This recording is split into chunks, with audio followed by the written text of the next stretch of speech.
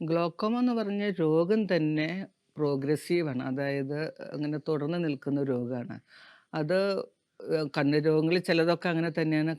നേത്രരോഗങ്ങൾ മാത്രമല്ല പല സിസ്റ്റമിക് രോഗങ്ങളും അങ്ങനെ തന്നെ. ഡയബറ്റീസ് ചികിത്സിച്ച് മാറാനൊന്നും പോകുന്നതായിട്ട് ഞാൻ സാധാരണ സംഭവിക്കില്ല. അല്ലെങ്കിൽ ഹൈപ്പർ ടെൻഷൻ 25 കൊല്ലമായിട്ട് ബിപിയുടെ മരുന്ന് കഴിക്കുകയാണ്. 15 കൊല്ലമായിട്ട് ഡയബറ്റീസിന് ഇൻസുലിൻ എടുക്കുകയാണ്.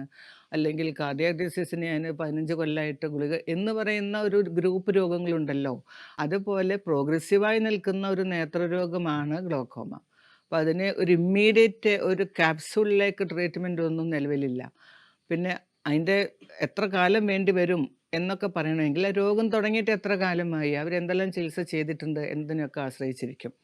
ഒരു ഫ്രഷായിട്ടൊരു കേസ് ആദ്യമായിട്ട് ഒരു ബ്ലറിങ് തോന്നിയ കണ്ണില്, എന്നിട്ട് ചെക്കപ്പിന് പോയി IOP അല്ലെങ്കിൽ പ്രഷർ അല്പം കൂടുതലാണ് എന്ന് കണ്ടു എന്ന് പറയുന്ന ഒരു സ്ഥിതിയില് ആയുർവേദത്തിൽ വരികയാണെങ്കിൽ ചികിത്സ വളരെ ഈസി ആയിരിക്കും.